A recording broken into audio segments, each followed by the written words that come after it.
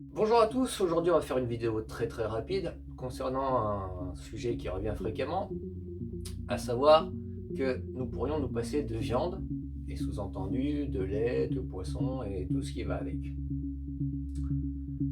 C'est souvent les véganes qui utilisent ce genre d'argument, et moi je regarde les données. Alors le véganisme, on a 70 ans de recul, et honnêtement, très peu de personnes véganes, et surtout personnes véganes de longue date sur plusieurs générations. Et après, je regarde une donnée qui est factuelle. Le végétarisme existe depuis des millénaires, et factuellement, qu'est-ce qu'on a? 5% de la population qui est végétarienne. Comment se fait-il que si une alimentation est si bénéfique et si facile, on ait si peu de végétariens dans le monde? On sait que le taux d'échec des végétariens est énorme, de l'ordre de 84%. Donc si on regarde juste les preuves, factuellement, on ne peut pas se passer de viande. Souvent on me dit oui, mais les Indiens, eux, ils arrivent bien à être végétariens. Mais il faut savoir que même en Inde, ils sont ultra minoritaires. Ils représentent à peine 30% de la population. Et ce qu'on sait depuis quelques années, c'est que les Indiens ont un patrimoine génétique qui est spécifique et qui est adapté au végétarisme, ce qui n'est pas le cas de la plupart d'entre nous. J'ai fait une vidéo dessus qui est assez compliquée et pas forcément facile d'accès pour tout le monde, mais factuellement, nous avons tous en nous des mutations génétiques qui font que la pratique du végétarisme, ou par extension du véganisme, est compliquée, voire impossible.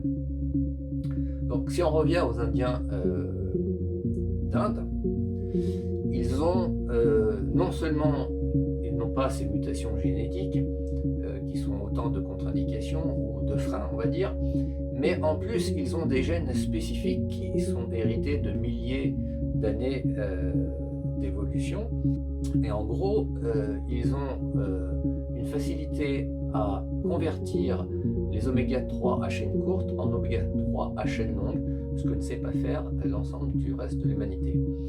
Alors souvent, les véganes me disent « Ouais, si, on peut convertir là et là en DHA », et ils me sortent des liens VG, mais qui ne sont pas sourcés. Je suis désolé de casser le mythe, mais là, il y a un consensus scientifique sur le sujet, c'est-à-dire que l'humain ne sait pas convertir là et là, c'est-à-dire les oméga 3 à chaîne courte, en DHA, oméga 3 à chaîne longue. C'est factuel, et je mettrai plusieurs liens d'études scientifiques sur le sujet. Donc, en conclusion, les arguments que l'on peut entendre concernant le véganisme, pour moi, ils sont totalement inaudibles, parce que parler de quelque chose de virtuel, ça n'a aucun intérêt. Alors qu'on fasse attention à des meilleures pratiques pour l'élevage, j'ai aucun problème avec ça. D'ailleurs, la FAO a souligné, et je mettrai les liens, l'excellence de l'élevage français par rapport à ce qu'on peut voir dans le monde, et a souligné qu'avec très peu de modifications, on pourrait obtenir des bénéfices immenses. Donc il y a de quoi faire. Ça ne passe pas forcément par... non, ça ne passe pas du tout par l'arrêt de l'élevage qui, à bien des égards, joue un rôle dans la biodiversité et est fondamental au niveau de la gestion de l'écosystème.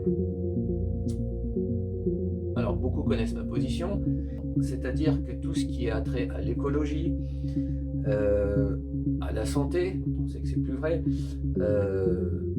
et tous les arguments qu'on peut entendre chez les véganes ne sont qu'un prétexte pour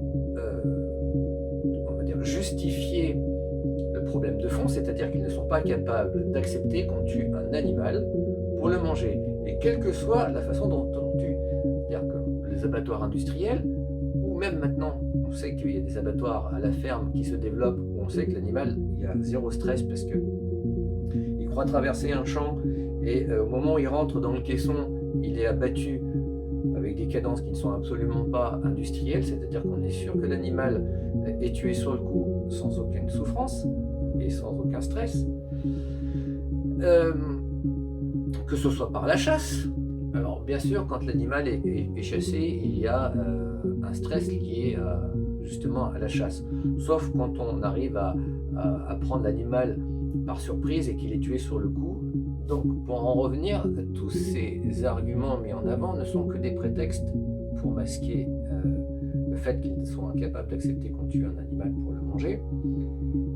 Et je vais même plus loin, pour moi c'est de l'égoïsme.